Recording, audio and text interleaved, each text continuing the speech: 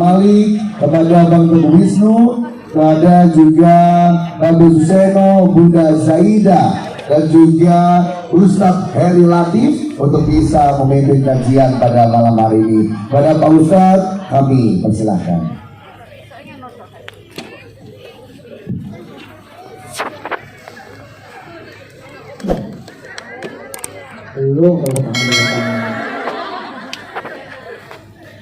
A'udzubillahiminasyaitonirrajim. Bismillahirrahmanirrahim.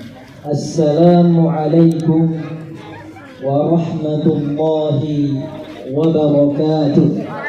Assalamualaikum warahmatullahi wabarakatuh. Lemas dong. Belum makan ibu-ibu. Bunda-bunda belum makan. Dari Aulia Fashion ada makanan? Ada. Insya Allah nanti disiapin makan prasmanan. Insya Allah. Kalau nggak di sini mungkin besok nanti. Saya pengen ngasih tahu kepada bunda-bunda sekalian. Ada 3 tipe salam yang bunda-bunda, ayah-ayah sekalian yang harus tahu tipe-tipe. Tipe salam yang pertama adalah ketika ada orang mengucapkan salam, maka kita tidak boleh menjawab salam. Kira-kira ada yang tahu ibu-ibu? Ya? Orang non-muslim atau orang kafir? Orang muslim atau? Orang non-muslim atau orang kafir? Oke, betul. Tapi ada yang lebih betul daripada itu. Mau tahu? Mau tahu? Jawabannya adalah ketika kita lagi sholat menjadi makmum, kita ucapkan Assalamualaikum warahmatullahi wabarakatuh. Assalamualaikum warahmatullahi wabarakatuh. Kira-kira boleh nggak ibu bunda-bunda? Nggak boleh. Bahkan kalau kita jawab salamnya akan mengurangi nilai pahalanya. Betul? Sepakat? Itu tipe salam yang pertama. Kemudian tipe salam yang kedua adalah apabila kita ucapkan salamnya, kitanya yang gak mau dengar salamnya, jawaban salamnya. Ada yang tahu? Hah? Ada yang tahu? Jawabannya adalah ketika bunda-bunda lagi melewati kuburan. Berjalan melewati pemakaman, tempat pemakaman kuburan, diucapkan salam. Assalamualaikum ya ahlal kubur. Kira-kira kita pengen dengar gak jawabannya? Kalau seandainya ada yang menjawab bunda-bunda, Waalaikumsalam. Kira-kira bunda-bunda ini masih berdiri apa lari? Hah? Kalau ada yang masih berdiri, kemungkinan tipenya sama yang didengarkan. Kemudian tipe salam yang ketiga, inilah tipe salam yang paling spesial. Siapa itu? Apa itu? Dia adalah yang disebutkan di dalam Al-Quran, Salamun qawlan min rabbir rahim. Yaitu kalau bunda-bunda pengen menjadi penghuni surga, maka contohlah yang disampaikan oleh Allah Subhanahu wa taala, Salamun qawlan min rabbir rahim. Ketika diucapkan salam, maka jawab salamnya harus semangat. Saya ada pantun buat bunda-bunda sekalian. Ya. Jalan-jalan ke Surabaya. Cakepnya mana? Loading dulu nih. Kita sinyal sudah 4G, 5G. Ibu-ibu masih 8G. Saya ulangin. Jalan-jalan ke Surabaya. Di Surabaya jangan lupa beli lumpia. Belum apa-apa udah ketawa. Waduh, receh betul budak-budak uliannya. Saya ulangin sekali lagi. Jalan-jalan ke Surabaya. Di Surabaya jangan lupa beli lumpia. Bunda-bunda aulia memang luar biasa. Takbir. Takbir. Saya ada pantun sekali lagi buat bunda-bunda. Belum selesai, Bang. Hah? Selesai, Ustaz. Tadi sudah selesai. Saya ringkas biar cepat. Pak Camat beli salam. Yang beli harus dihormat. Kalau kita semua mengaku umat Nabi Muhammad, maka jawablah salam dengan semangat. Assalamualaikum. Waalaikumsalam. Belum ibu. Saya belum selesai. Astagfirullahaladzim. Astagfirullah. Saya ulangin ya. Assalamualaikum warahmatullahi wabarakatuh. Waalaikumsalam warahmatullahi wabarakatuh. Masya Allah, tabarakallah. Hari ini saya merasa sangat bahagia sekali. Ya, berkumpul dengan bunda-bunda, dengan orang-orang hebat.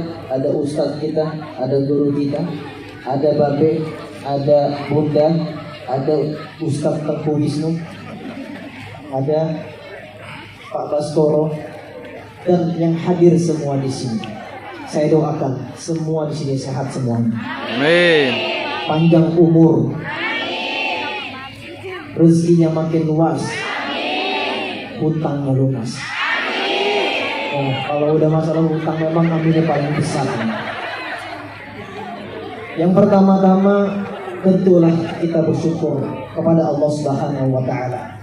Maka kita ucapkan alhamdulillah. Kayak tongkatnya. Kenapa? Karena hari ini kita merasakan nikmat yang sangat luar biasa. Apa nikmat tersebut? Nikmat Islam. Pohon. Kenapa saya katakan kita harus bersyukur dengan nikmat Islam? Karena ketika kita sebelum dilahirkan, apakah kita pernah request sama Allah, ya Allah, saya lahir pengen jadi Islam? Tidak. Tapi Allah Subhanahu wa taala memilih kita untuk lahir ke dunia ini dalam keadaan Islam. Maka patut kita ucapkan alhamdulillah. Kemudian yang kedua, mari kita bersyukur kepada Allah Subhanahu wa taala. Allah Subhanahu wa taala telah memberikan kita nikmat iman. Kenapa dengan nikmat iman? Karena mustahil bunda-bunda sekalian bisa duduk di sini kalau bukan karena iman, betul?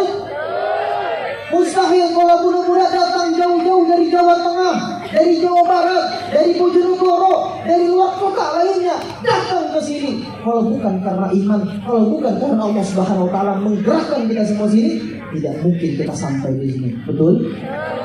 Maka kita ucapkan alhamdulillah. Kemudian yang ketiga adalah nikmat sehat. Kenapa saya katakan nikmat sehat? Karena mungkin ada di antara mitra-mitra Aulia Fashion yang pengen hadir, tapi qadarullahu ma syaa, Allah punya kehendak. Rupanya dia sakit, rupanya dia berhalangan. Tapi bunda-bunda dipilih Allah Subhanahu wa taala duduk di sini mendengarkan ini semuanya. Mudah-mudahan kita semua mendapatkan ridho dan berkahnya Allah Subhanahu wa taala. Allah sebutkan dalam surah Thaha ayat 8, wa anakhtarutuka fastami' lima yuha. Apa kata Allah? Aku telah memilih kita semua di sini untuk mendengarkan apa yang Allah telah firmankan kepada kita semua. Hadirin dirahmati Allah Subhanahu wa taala. Yang pertama-tama saya ucapkan terima kasih kepada Babe dan Bunda yang telah mengundang saya pada malam hari ini. Saya datang tadi siang, landing di Surabaya sudah dalam keadaan hujan yang luar biasa. Betul tadi yang disampaikan Ustadz Latif. Beliau bilang tema kita hari ini adalah mengetuk pintu langit. Maka betul turun hujannya. Mengetuk. Kalau kita gedor bu, bukan hujan lagi bu, badai bu datang. Alhamdulillah. Tapi itu semua adalah bentuk insya Allah berkah dari Allah Subhanahu wa taala pada hari ini. Buktinya habis hujan langsung reda. Betul? Insya Allah berkah semuanya. Landing dari Jakarta sampai bersama istri tercinta. Biasanya saya ajak ibu saya. Allah, ibu saya lagi berangkat ke Banjarmasin. Kenapa berangkat ke Banjarmasin? Ibu saya kalau setiap mau berangkat umroh izin dulu, pamitan dulu sama keluarganya. Insya Allah saya tanggal 30 nanti akan berangkat umroh. Mudah-mudahan yang hadir juga bisa berangkat umroh. Saya ajak istri saya, kenapa? Biar ada yang menemani saya dan selalu mendoakan di samping saya. 2 tahun lalu kalau saya tausiah, kalau saya kajian kemana-mana sendiri saya. Sekarang sudah ada gandengannya. Biar tidak ada emak-emak yang barbar menghadapi saya. Karena saya pernah ibu-ibu trauma ketika lagi foto-foto, ada ibu-ibu umur 60 tahunan tiba-tiba dia deketin saya, dicium pipi saya. Astagfirullahaladzim. Untung sudah tua. Coba kalau masih muda saya bilang. Alhamdulillah. Maka saya ajaklah istri saya ini agar menjadi tameng saya. Kalau mau foto, Ustaz mau foto, tidak boleh bareng-bareng sama istri saya. Baru boleh. Kenapa? Untuk menghindarkan Nah, ngaji Kenapa fitnah. saya ajak istri dan ibu saya? Karena beliau berdua lah yang membuat hari ini alhamdulillah Allah izinkan bisa duduk di sini berkat doa-doanya beliau. Ibu saya ketika kecil mendidik anak-anaknya dari sebelum lahir, usia kandungan 4 bulan sudah dibacakan Quran setiap hari sampai khatam 30 juz. Kenapa? Karena ibu saya berharap ketika lahir anaknya menjadi orang yang cinta dengan Al-Quran. Ibu saya punya 4 anak, 4 anaknya dimasukkan ke pesantren, 4 anaknya dimasukkan untuk menjadi seorang penghafal Quran. Hari ini saya ajak ibu saya untuk apa? Umi, inilah yang Umi tanamkan beberapa tahun lalu, Umi rasakan nikmatnya sekarang. Maka tak heran ketika saya ajak umi saya untuk ikut acara-acara kajian meneteskan air mata. Kenapa? Dulu belasan tahun yang lalu ketika ibu saya, orang tua saya mengantarkan saya ke pesantren, menetes air mata di pipinya. Apa kata orang tua saya? Abang, lebih baik umi menangis sekarang daripada umi menangis 20 tahun yang akan datang kalau abang na'udzubillah, tuman na'udzubillah menjadi pecandu narkoba. Lebih baik umi menangis sekarang. Agar apa? Agar abang menjadi orang yang cinta sama agama, ngerti sama agama, tahu mana yang haram, tahu mana yang halal. Daripada 10-20 tahun yang akan datang abang menjadi seorang pecandu ahli maksiat. Masya Allah, rupanya betul orang tua saya memasukkan semua anak yang pesantren. Pesantrenlah menjadi tameng pertahanan buat anak-anaknya. Sekarang orang tua saya tinggal merasakan, ya, memanen hasil yang selama ini ditanam, yang dibibitkan sama orang tua saya. Hadirin dirahmati Allah Subhanahu wa taala, pada tema kali hari ini, ya, temanya adalah mengetuk pintu langit. Saya ingin memberikan 5 poin penting untuk bunda-bunda sekalian.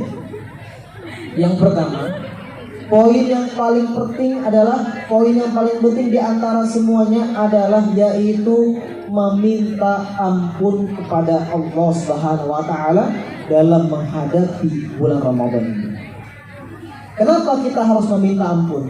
Karena banyak di hati kita ini kotoran-kotoran maksiat yang hari ini mungkin tanpa kita sadari sudah melukai atau membuat Allah murka kepada kita atau membuat orang lain benci, zalim kepada orang lain kita. Maka di dalam Al-Quran disebutkan, Allah berfirman, A'udzu billahi minasy syaithanir rajim. Ya ayyuhalladzina amanu tubu ilallahi taubatan nasuha, sampai akhir ayat ini. Ayat ini menyebutkan bahwasanya Allah memerintahkan kita untuk bertaubat kepada Allah Subhanahu wa taala. Taubat nasuha, taubat yang betul-betul kita tidak mau mengulangi kembali. Hari ini banyak di antara kita mungkin yang masih sering menggunjing orang lain, maka bertaubatlah kepada Allah. Hari ini mungkin masih ada orang yang melalaikan sholatnya, bertaubatlah kepada Allah, meminta ampunlah kepada Allah. Hari ini kalau masih ada pasangan-pasangan yang hari ini masih digantung dengan pasangan yang bukan halalnya, minta segerakan halalin sama dia. Agar apa?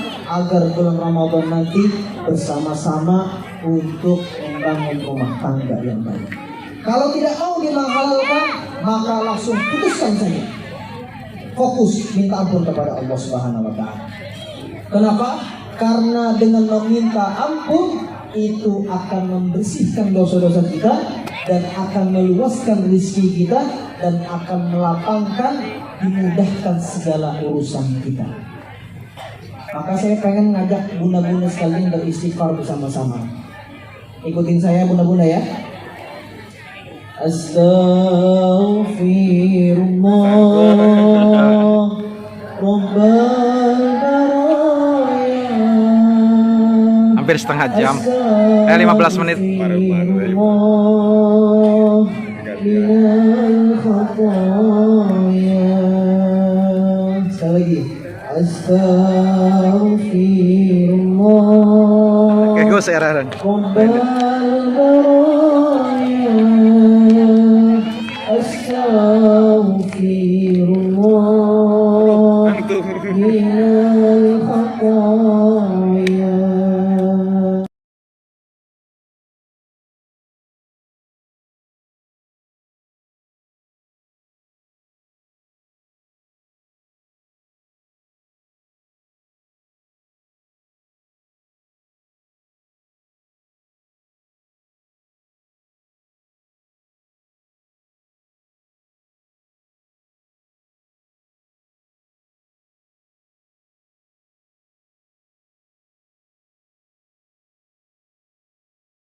Ini dia angkat, padahal bobotnya, beratnya luar biasa. Rupanya yang mengangkat cukup hanya 2 orang. Yang ngangkat bilang sama ustadznya, "Ustadz, ini anak Ustadz ringan betul, seakan-akan seperti kapas badannya." Ketika dimandikan jenazahnya, dibersihkan semuanya, setelah dikain kafankan, ustadznya bilang kepada ibunda, "Bunda, kalau ibu nak kecup kening anak ibu, ciumlah sekarang kening anak ibu." Ketika bundanya mau mencium kening anaknya, baru didekatkan lisan bibirnya kepada kening anaknya, apa yang terjadi? Bercucuran air keringat di wajah anak yang telah meninggal dunia. Ustadznya bingung, loh kok bisa keluar air? Padahal sudah dibersihkan, sudah dikeringkan semuanya. Singkat cerita, ustadznya masih berpikir positif. Mungkin masih ada air yang masih nempel di rambutnya. Akhirnya diambilnya kapas,